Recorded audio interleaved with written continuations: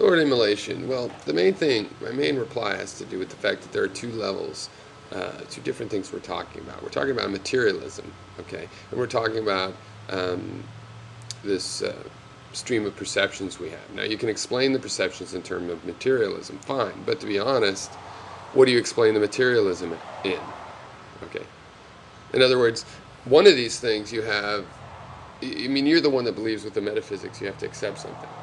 When I say we have to accept metaphysics, it's not a metaphysical thing. I'm not saying perceptions are the basic property of reality. They are the basic property of our knowledge of reality, however. So in our epistemology, you're not going to break things down any further than perceptions. On the other hand, the perceptions add together in a certain way where we do have a model of materialism. It's just at a higher level because we justify the materialism in terms of our perceptions.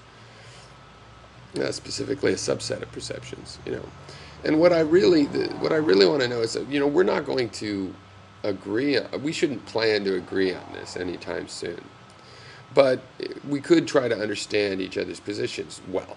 And, how can you now I'm not calling your metaphysics extreme metaphysics, okay, because you're allowing reasoning to go on and these things are somehow changing, we're investigating. And that's my main satisfaction right there, that it's not extreme, because you haven't used it as an excuse to stop considering these questions. So how can you call my skepticism radical when I say that, in fact, we can know things? And I put my skepticism into the definition of knowledge and how knowledge works. I'm not trying to overcome skepticism. I'm trying to take it into account and explain how we can still work with the approximations we've always had. We can still do everything we've been doing, plan to do, with knowledge. If we think we know something and that means we can use it to accomplish something, we can still accomplish it, even though it turns out it's all approximations and estimations, and that we're human animals and all these other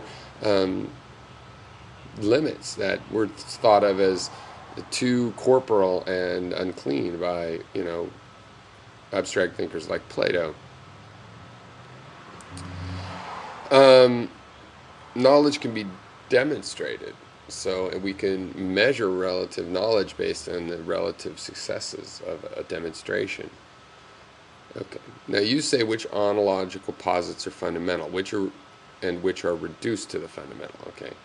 Well, what's irreducible? Nothing. I'm not an atomist. I believe everything can be reduced again. I don't have to answer that insofar as that I think everything is reducible further. In physics and in analytics, you can always break an idea down, a principle down into further principles. And if you take material principles, you can break those down. Even if you get to the smallest physical atom, fine, it's going to change form, but that's still made of energy, right? And of course, the atom is not the smallest thing, but say the quark was, that still can change to energy and is energy, and it's still malleable and it does change.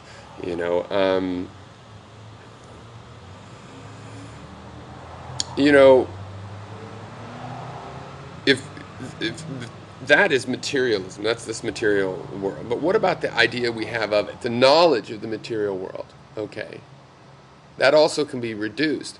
And if we ask what's our knowledge of physics, that reduces to perceptions. We always use this careful subset of perceptions to justify our scientific knowledge.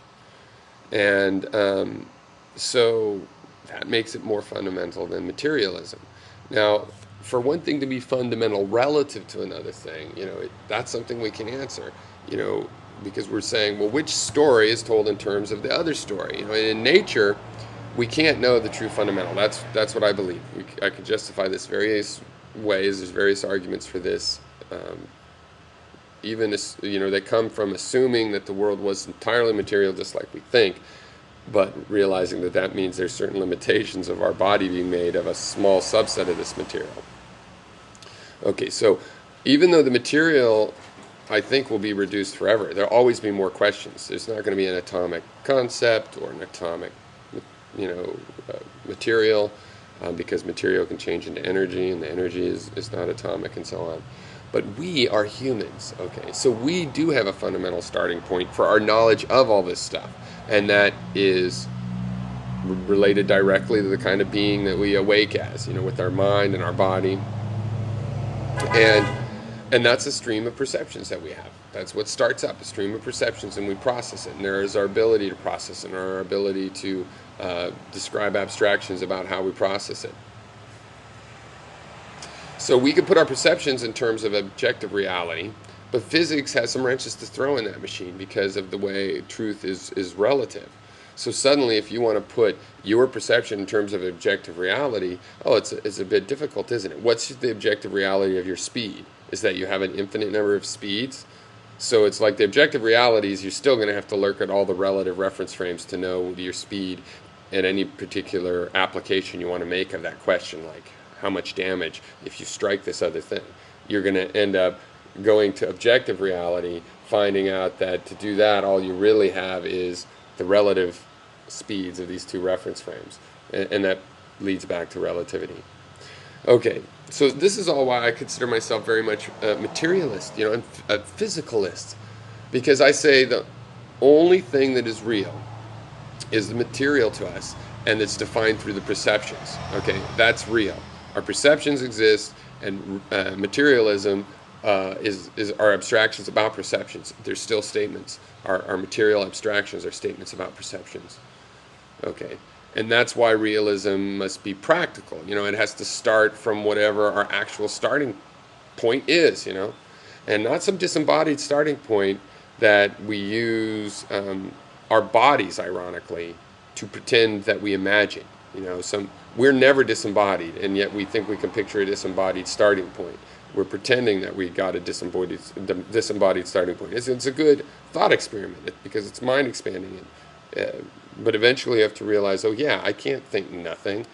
If I think nothing, I'm dead. The brain is thinking something. That's what makes it a brain.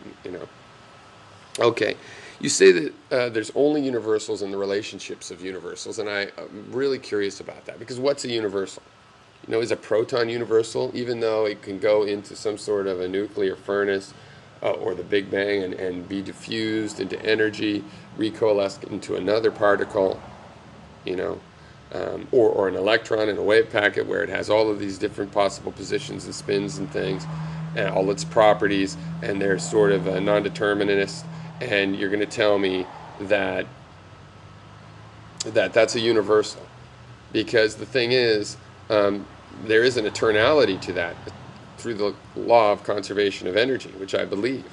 But I don't see how that makes something a universal, because universals make other assertions. You keep asking for, what are these irreducible? Well, nothing, because an atom or an electron, any particle is reducible into energy, could be recomposed, mixed with other energy, recomposed into a different particle, and that's not quite what universal is about. The law of conservation of energy does a better job at getting a handle on what's really going on, that created the phenomena that we thought at one point was a phenomena of universality. No, it's not universality. It doesn't exist as a universal principle. It's this malleable, constantly changing element. But there is conservation of energy, and that's what seems universal.